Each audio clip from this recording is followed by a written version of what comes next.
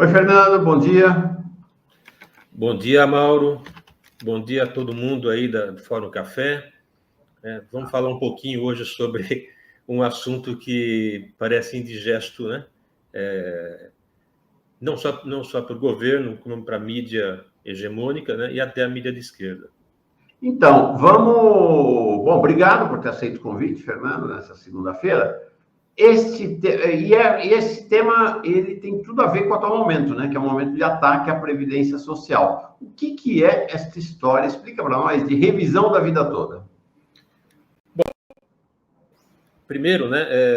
Até parece que é combinado, né? Porque essa conversa aqui nossa agora vem justamente na sequência, na esteira da entrevista com o Breno Altman, né? Isso. Tem muito a ver com isso. Eu queria começar com uma provocação, né? Imagine que você depositou parte do seu salário todos os meses durante décadas na caderneta de poupança de um banco. Agora, imagine que, ao sacar o dinheiro, o banco lhe paga somente a metade do que você depositou. Para onde foi seu dinheiro? Você acha isso justo? Essa é a provocação inicial que eu faço, né? Porque a revisão da vida toda é parecida com isso, né? Eu usei uma metáfora. Aposentados que contribuíram com o INSS desde a década de 70, né, estão tendo seu braço decepado, né? Estão sendo tolhidos naquilo que eles teriam direito, né? Por quê? Porque o INSS considerou que, para cálculo de aposentadoria, somente as contribuições após 1994 seriam consideradas. Então, quem trabalhou antes de 1994, né, perdeu essas contribuições para o cálculo. Na verdade, isso aconteceu em 1999, durante o governo Fernando Henrique, uma reforma da Previdência que ele fez. Mas o Congresso, quando julgou essa reforma da Previdência, estipulou que o aposentado teria direito à melhor regra, né, que é a regra de transição, né? Então, ninguém seria prejudicado. Então, veja que o aposentado que teve seu direito assegurado, né, após 1994 e que teve as maiores contribuições após 1994, que é a maioria, esse foi beneficiado.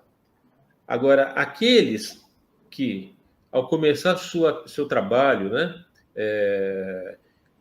pessoas se formaram em faculdade, começaram a trabalhar e começaram a ganhar bons salários antes de 94, esses foram prejudicados, porque o que acontece ao longo do tempo, né, com crise financeira, com inflação alta, altíssima, né, o valor dos salários foi diminuindo. Eu acho que todo mundo se lembra do engenheiro que virou suco, por exemplo, né? Aconteceu muito isso. A pessoa trabalhava, ganhava um bom dinheiro, era engenheiro, e o próprio mercado de trabalho acabou expulsando essas pessoas, né? Essas pessoas passaram a ganhar menos. Então, o que aconteceu? Um resumo do que aconteceu, né? Em 2020, os aposentados que foram prejudicados, eles entraram com ação no STJ e venceram por unanimidade. Mas o INSS não se conformou e entrou com recurso no STF. No STF, novamente, os aposentados venceram por 6-5 em dezembro de 2022. Foi 6-5, foi apertado, né? E em abril de 2023, houve o acórdão, né? Foi publicado o acórdão. Então, a decisão sobre a revisão da vida toda já foi julgada. Os aposentados já venceram, né? Mas o que aconteceu? O ministro Luiz Roberto Barroso, presidente, né, do STF, ele segurou isso, né, até entrarem dois ministros novos, que é o Zanin e o Flávio Dino, né, para desenterrar duas ADIs, né, ações diretas de inconstitucionalidade, que estavam adormecidas desde 1999, 25 anos atrás, e que não tem nada a ver com a revisão da vida toda. Eles aproveitaram essas duas ADIs para estipular um tal de efeito cogente. O que é o efeito cogente? O efeito dessas ADIs mandaria no processo da revisão da vida toda, que é um processo totalmente diferente. Né? Baseados em quê? Baseados na pressão do governo, né? E aí eu remeto ao que o Breno falou, né? É de Haddad, é de Tebet, né? Para que o STF anulasse essa vitória, anulasse a sentença que eles mesmos proferiram em 2022. Por quê? Porque ninguém sabe de onde que saíram esses números, né? Mas eles apresentaram ao STF valores da ordem de 480 bilhões que custaria a revisão da vida toda. Isso quebraria o INSS, a Previdência, e até o país, né? Então, eu acho que seria uma atitude responsável do governo pressionar o STF para anular essa sentença, né? Só que esses valores, eles são fictícios. Né?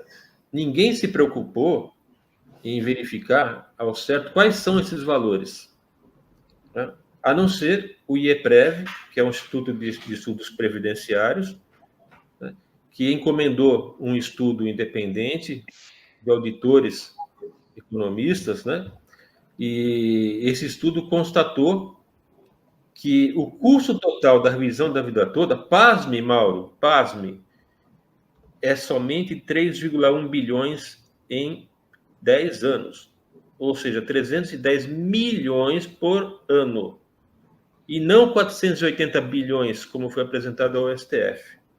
Então, aí cai por terra essa alegação que se a revisão da vida toda prosseguisse, né, ia quebrar o país, ia quebrar o INSS. Cai por terra. Né?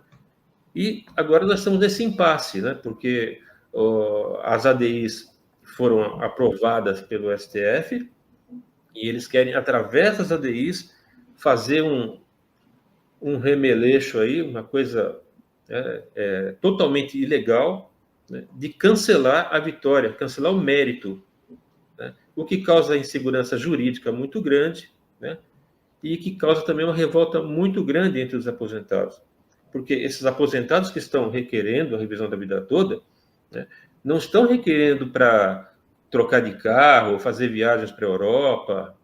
Não, esse pessoal é que ganha salário mínimo. É gente que recebia, no passado, um bom salário, antes de 94, e o salário foi diminuindo com o tempo, né? A ponto de se aposentar com um salário mínimo apenas, que é insuficiente para aluguel, para alimentação, né? Para remédio, tá certo? Aí eu lembro uma coisa que você falou, Mauro, no começo do programa, né? Mais ou menos isso, né? Um governo que se propôs a incluir o pobre no orçamento, né? Mas está tirando o pobre do orçamento. Essa é a situação que está acontecendo agora. Você, Fernando, como é que você vê? Porque nós estamos, é o que você falou.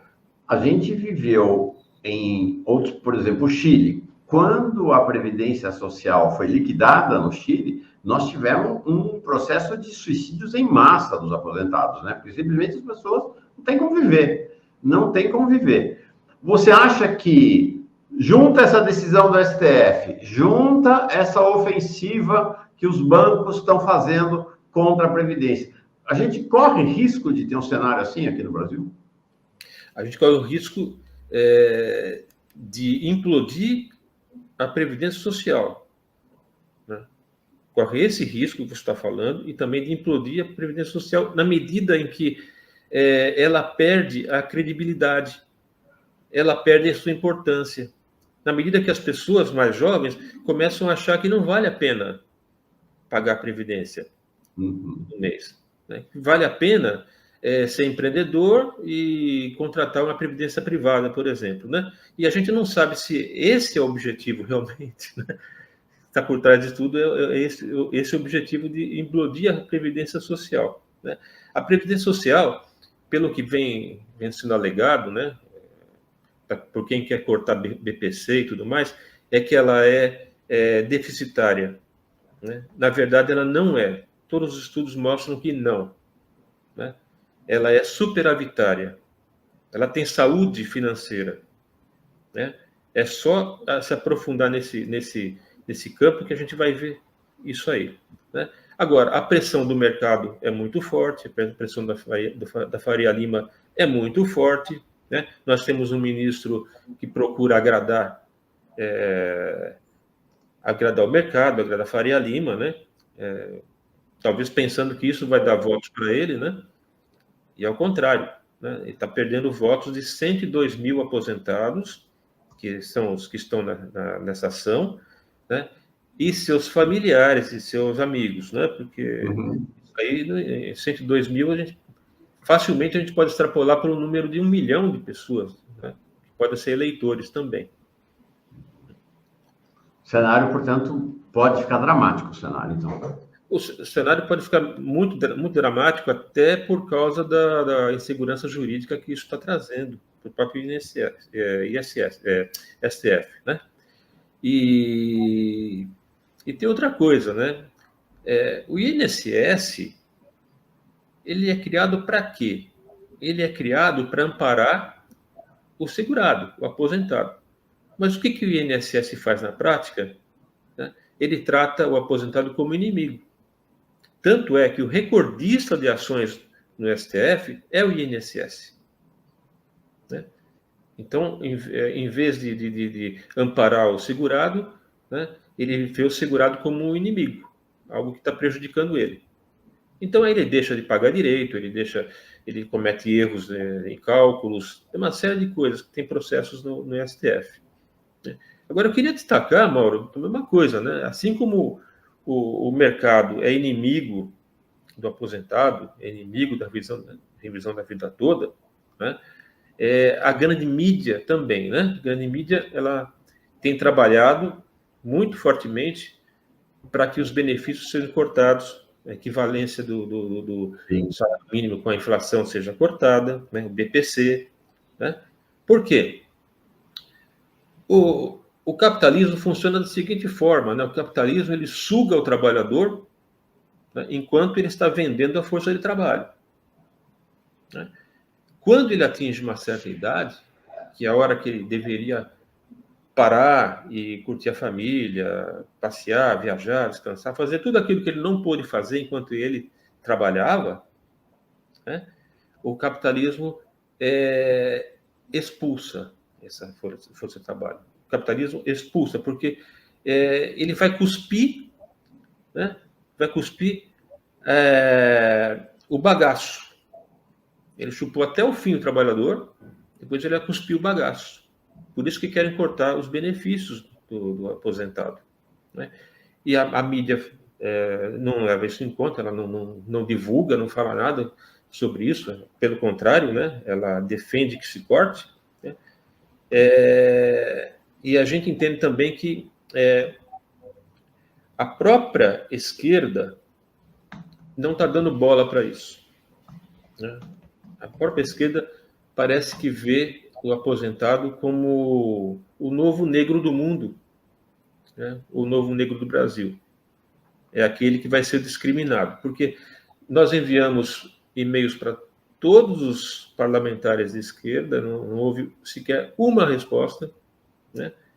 E nós também tentamos entrevistas com vários canais progressistas, né? E eu tenho que fazer justiça ao Luiz Nassif, que fez algumas matérias, né? E agora a Fórum também, né? Toda vez que eu falo com o Rovai dá um espaço para escrever artigos e tudo mais, né? E você, Mauro, agora, né? Antes disso, ninguém mais. Ninguém quer saber dos aposentados. O Mário Xavier vem aqui, pelo jeito ele também conhece o assunto, dizendo o STJ e o STF aprovaram a revisão de toda a vida e o governo federal, a AGU, né, Advocacia Geral da União, e a maior parte do próprio STF se negaram a reconhecer e pagar o que é direito dos 102 mil aposentados com ações de revisão da vida toda. Né? Tá aí. Isso aí. Exatamente isso. Né? Então, o que a gente está fazendo agora? Né? A gente está tentando criar uma visibilidade, né? Porque não estão dando visibilidade para a gente. Esse canal tem grande visibilidade, né? Então, eu agradeço muito. Mas eu queria ver, Mauro, se seria possível que eu lesse uma carta. Né? A gente redigiu uma carta, ela é endereçada ao presidente Lula, né? Mas, na realidade, ela é para que as pessoas tomem conhecimento do que está acontecendo, né? A gente consiga alguma visibilidade e, quem sabe, chegar no presidente Lula para sensibilizá-lo.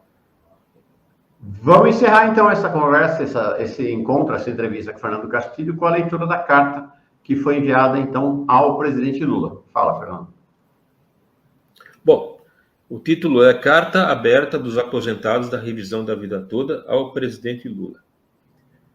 Senhor presidente Lula, o senhor por inúmeras vezes demonstrou que sabe o que é passar fome, e por isso seu governo está especialmente empenhado em garantir que todos os brasileiros tenham ao menos 3 refeições ao dia.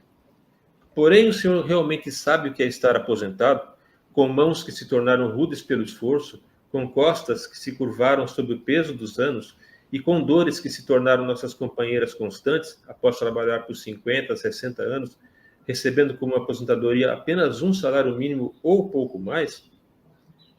Somos um grupo de cerca de 102 mil aposentados que trabalharam durante décadas, alimentando o sonho de que um dia, quando nossa força de trabalho se exaurisse, teríamos direito a uma aposentadoria que nos garantisse não a troca anual de carro, viagens internacionais ou outros luxos, algo que já ficou muito distante no nosso horizonte, mas pelo menos as 3 refeições diárias que precisamos para continuar a sobreviver. Senhor presidente Lula, o senhor sofreu grandes injustiças na vida, desde que teve que se meter num pau de arara e chegar a São Paulo enfrentando todo tipo de discriminação e adversidades. Por quantas vezes o senhor foi discriminado por ser um operário nordestino? Pois bem, nós aposentados nos sentimos também discriminados, porque uma grande parte de nossos direitos foi cortada quando fomos lesados pelo INSS, que não considerou nossas contribuições anteriores a 1994. Contribuímos durante mais de 20 anos numa época em que recebíamos salários mais altos, o que nos garantiria, pela média, uma aposentadoria mais segura.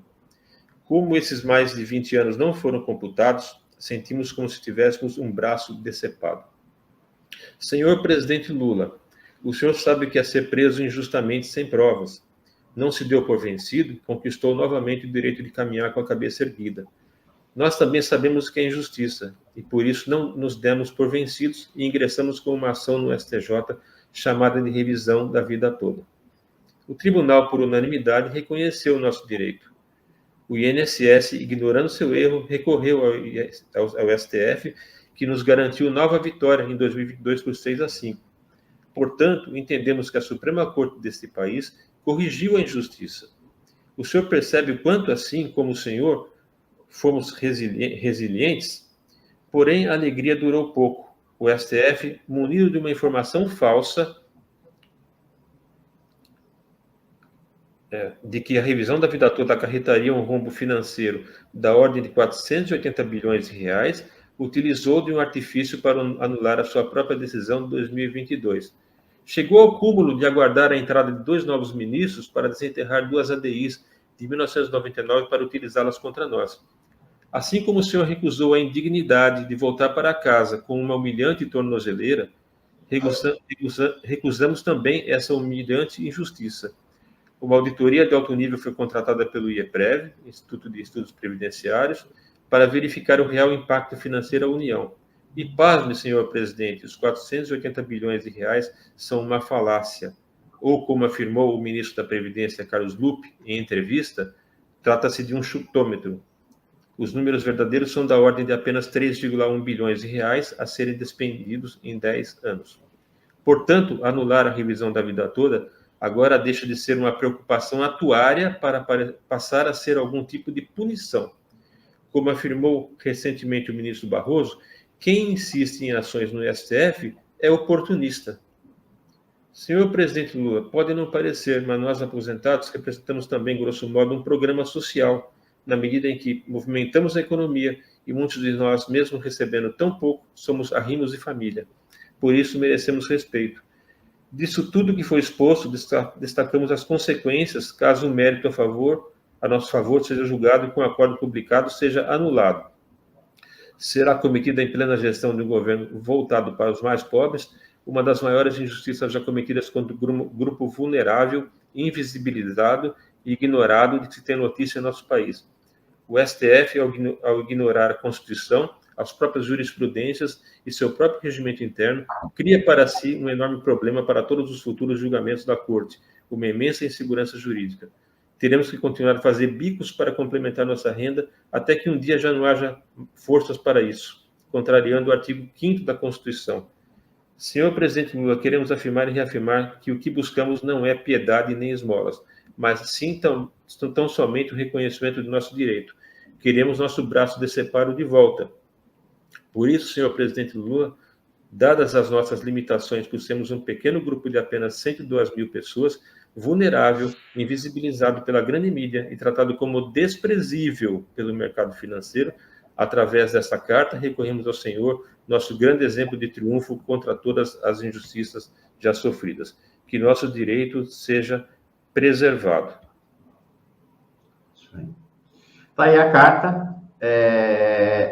Aqui, deixa eu ver aqui, o Arthur Ramalho, ótima carta, lindo texto. Depois, quem mais aqui? A Marta Diniz Barbosa, carta excelente, parabéns, Fernando.